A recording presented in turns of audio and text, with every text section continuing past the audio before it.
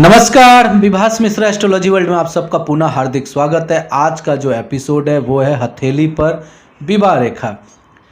काफ़ी दिनों से ये हमें कुछ पाठकगण कह रहे थे कि विवाह रेखा के बारे में, लव मैरिज के बारे में एक एपिसोड बनाया जाए।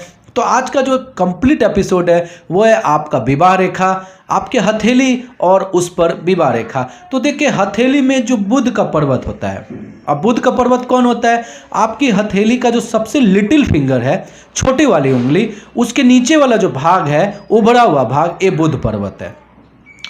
अब ये जो बुध पर्वत के बगल में, यानी जो खड़ी खड़ी रेखाएं हैं, किसी के हथेली में ये 2 खड़ी रेखाएं होते हैं, किसी के हथेली में ये 3 खड़ी रेखाएं होते हैं, किसी के हथेली में 1 खड़ी रेखाएं होते हैं। तो यही जो है वो है विवाह रेखा।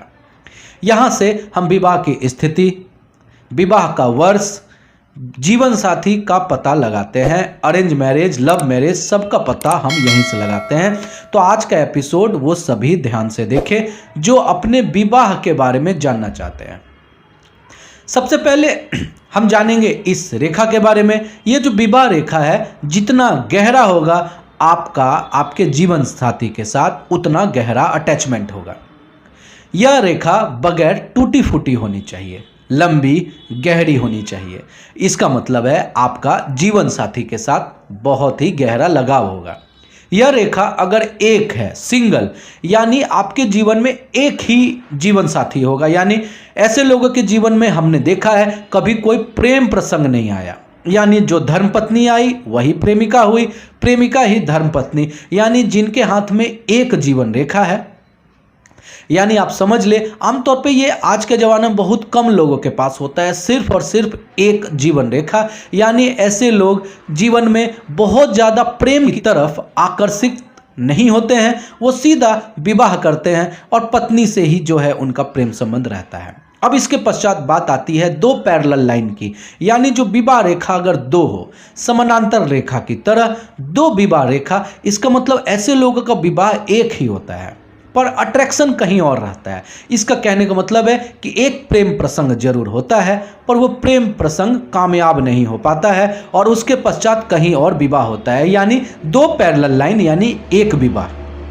यानी ऐसे लोग का जीवन में जब वो कॉलेज के लाइफ में रहे, पढ़ाई लिखाई के दौरान एक सच्चा प्रेम जरूर होता है, किसी कारणवश वह प्रेम जो है विवाह में कन्वर्ट नहीं हो पाता है, पर उनका होता है अरेंज मैरिज। ये 2 पैरेलल लाइन।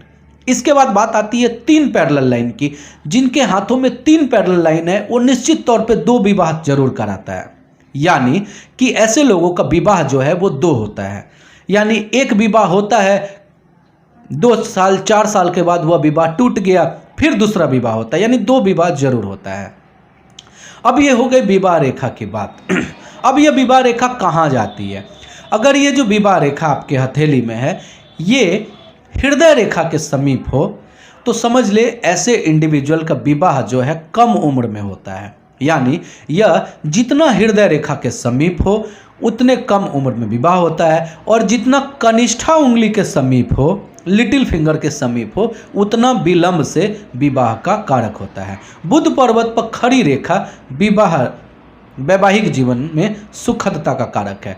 अब विवाह रेखा के बारे में तो हमने बता दिया। अगर ये विवाह रेखा मिडिल में हो, यानी हृदय रेखा और लिटिल फिंगर कनिष्ठा के बिल्कुल बीच में हो, तो ऐसे लोगों का विवाह 30 वर्ष के आसपास होता है। अगर ये विवाह रेखा बिल्कुल हृदय रेखा के पास हो, यानी ऐसे लोगों का विवाह 16-17 वर्ष के बाद होता है। अगर ये विवाह रेखा कनिष्ठा यानी लिटिल फिंगर के पास हो, यानी ऐसे लोगों का विवाह विलंब से 40 वर्ष तक होता हमने देखा है। अब विवाह रेखा का झुकाव, विवाह रेखा का झुकाव अगर हृदय रेखा की तरफ हो तो जीवन साथी से प्रचुर प्रेम रहता है, यानी पति पत्नी में इतना प्रेम रहता है कि क्या कहना। यानी कोई भी देख के समझेंगे कि इन दोनों का जो है वो लव मैरिज है, भले ही वो अरेंज मैरिज ही क्यों ना हो, पर होता लव मैरिज के समान। यानी पति पत्नी में ज़बरदस्त प्रेम संबंध, यानी उनकी वैचारिकता बिल्कुल एक होती है अगर हृदय रेखा की तरफ विवाह रेखा झुका हो। अगर यह विवाह रेखा हृदय रेखा को स्पर्श कर ले तो इसी को प्रेम विवाह योग कहते हैं, यानी पति पत्नी में लव मैरिज जरूर होगी, ये आप समझ लें। यानी विवाह रेखा झुक के प्रेम विवाह की तरफ जा रहा है, यानी ये अरेंज मैरिज है। पर अरेंज मैरिज के पश्चात भी प्रेम इतना कि लगेगा प्रेम विवाह। पर अगर ये विवाह रेखा झुककर हृदय रेखा को टच कर ले, यानी हृदय रेखा को छू ले, तो वह होता लव मैरिज ही है, यानी ऐसे इंडिविजुअल का प्रेम विवाह होता है।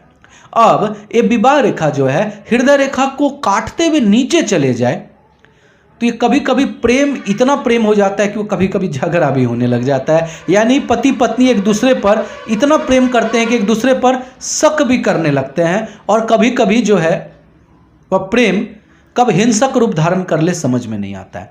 अब ये जो विवाह रेखा है वह ऊपर की ओर हो, यानी कनिष्ठा उंगली की ओर जाए, तो ऐसे लोगों में प्रेम की कमी पाई जाती है। ऐसे लोग या तो विवाह ना भी करें, ऐसे लोग बैरागी होते हैं, सन्यासी होते हैं, यानी इनका जो भावना है, मन स्थिति, वह विवाह में बहुत ज़्यादा नहीं लगता है।